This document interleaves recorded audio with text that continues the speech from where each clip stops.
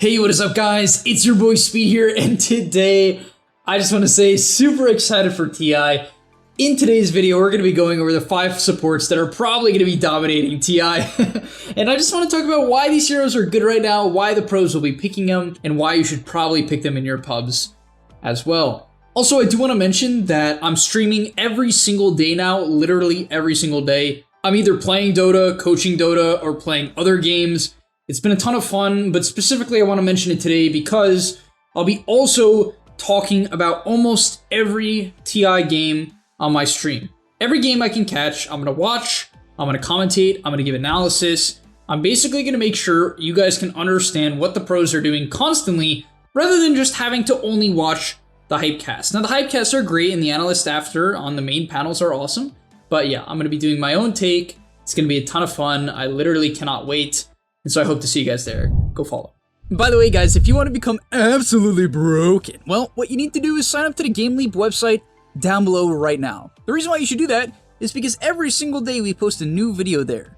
Content that you simply just will never get on YouTube, we post every single day to the website. It's really top tier stuff. I'm very proud of what I make over there. We also have other creators, many of my great friends who are top tier Dota players, creating guides about different heroes, different roles, different items, skill builds, talent builds, everything you need to know to get to the next rank. So if you feel a little bit lost, you're a little bit stuck, click the link down below. I'll see you guys there. And now let's get into the video. All right, let's get into it. So the first support, and this is going to cover position 4s and 5s. And the reason why I'm doing this is I didn't really feel like there's too many heroes that are that dominant that I want to talk about. But I have 5 here that I'm very confident in that will get picked a lot at TI.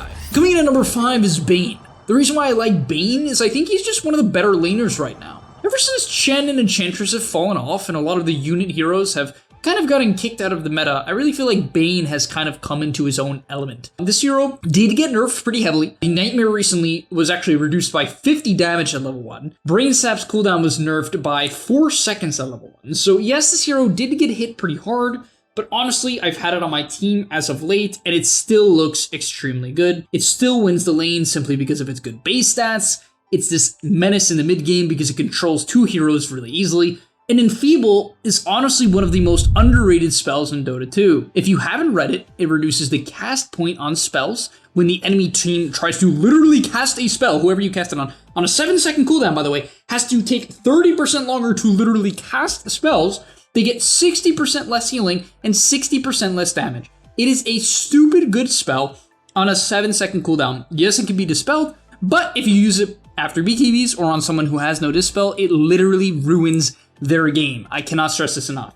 And so yeah, I just feel like Bane is one of those very reliable first phase picks you're going to expect to see when the pros don't know what to do. They're just going to be like, yeah, let's just pick some Bane. It wins the lane, it has disables, it's basically always good. It also has a very high win rate right now. Coming in at number 4 is one of the highest win rate position 4s right now on Dota 2 Pro Tracker. It's also, in my opinion, a good pub hero if you follow the steps that I'm about to mention. What I recommend you do on Mirana is you walk up to the first wave, arrow the range creep, then depending on whether or not your offlaner has kill potential, let's say it's a slaughter, you should look to go for kills with the arrow. If not, you can just arrow big creeps, block the small camp, and play for your own farm, as well as you continue to arrow the range creeps. The hero is simply just reliable. Really is. And that's why you guys have been hearing me say this constantly in these videos. The pros like reliable heroes. When you go to the biggest tournament of the year, you don't always want to pick some weird position 4 unless you're maybe Beast Coast. Then maybe you would do that. But like for the most part, it can make you very nervous to have to play a hero that's unreliable or doesn't have a simple game plan.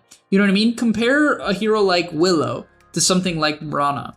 It's just not the same. Willow has a stupid amount of buttons. It can't just arrow the range creep. It has worse attack range.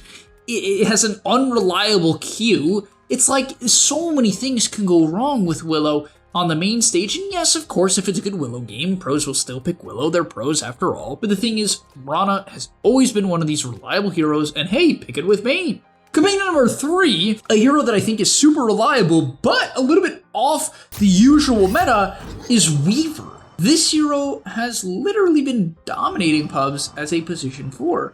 It kind of just is very annoying. Basically, if you want to win your pubs, what you should do is lock in Wyvern, and then run around Sakuchi in their jungle with bugs, and just run at the mid, run at the carry, just giving vision, right? Constantly providing vision, just being a nuisance. And by the way, in the laning stage, if you're playing Weaver and you manage to get a 2-man bugs that can be followed up in any capacity by a slow, a stun, whatever it is, it's basically a kill. On top of that, this hero, the fact that it can snipe couriers reliably is, in my opinion, one of the most underrated aspects of support right now. Being able to Gemini attack a courier and then Sakuchi away is insane.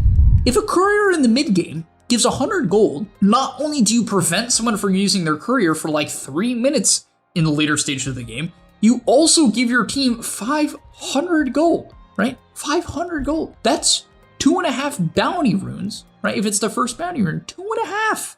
And by the way, you can do it constantly. It's not like it has much of a cooldown, considering Gemini attack cooldown at max is 3 seconds and Sakuchi is 6.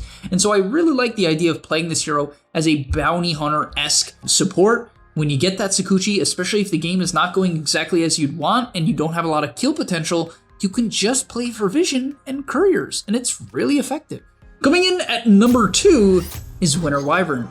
Now, this one, it's definitely one I was a little bit on the fence on, but it just recently got buffed very hard, and I think this hero is quite good. Currently, on top of that, to really push this up, the hero's win rate as a position 4 is at 60%, right? 60%. The hero's win rate over the last 648 games on Pro Tracker is 53%. That's super impressive, and basically the main reason for this is what was majorly buffed was the hero's Q. It is now a 38-second cooldown. Guys, it used to be 50. It is 12 seconds shorter than what it used to be. And if you guys don't know what Wyvern's Q does, it burns max HP as damage and just gives you more attack range. And so you Q, you hit the 4, you hit the 3. They both take like a third of their HP from one auto attack, and then you chill. And by the way, after you chip them down, when you hit level 2, you have 2 slows. And with a lot of laning partners, a Medusa, a Troll, a Jug, you can kill them very easily at level 2, especially level 3 with 2 points in your W, which is basically what almost every pro is going. They go Q, W, W, E, W, ulti, W again, maxed out W by 7. And so yeah, I think Wyvern feels incredibly good right now. I think this hero, on top of that, it was even technically nerfed in the regard where its level 10 healing talent went from a buff to the percentage healing. It went now to the flat healing. So how Wyvern's heal works is it's usually 5 extra HP per second per level you put into it, right? However, if this talent at level 10 is 25 extra HP per second. So obviously you don't get the other benefits of skilling the abilities such as the the percentage of their HP going up, the cooldown. You don't get that, but you technically get 5 levels worth of the HP per second. It is that good. Considering level 1 of the heal is 30 per second, you basically double it. So it's an insanely large amount of heal. Like you can heal people for like 300 HP when you're level 10. And in the early game, that's huge. Like it's really, really large. So I definitely think this is a hero that people need to look into. I think as a position 5, you can go Aether Lens. I think as a position 4, you can even go something like Vessel. And no joke, if you Q someone and then Vessel them, they will drop to half HP no matter what their HP is, because it's percentage-based damage. A 4,000 HP Tiny, if he gets Q'd and Vesseled by a Wyvern, he will take half or more than half of his HP. It is that insane. And so this is one of those heroes that I think has a ton of potential right now. It's always a hero you need to draft around though, or at least it feels best when you draft around. So yeah, just keep that in mind. And last but certainly not least is Pango. Yeah, Pangolier, it's just good. This is a hero that I think might be one of the most banned or even most picked heroes of TI. It's just a good hero. It's never not a good Pango game. You might be like, oh, but Speed, what if they have a Beastmaster Roar and Winter's Curse and Fiend's Grip? Honestly, if you pick Pango, let's say you're a pro team, you first phase Pango, which is like super standard, and they pick a bunch of counters, who cares?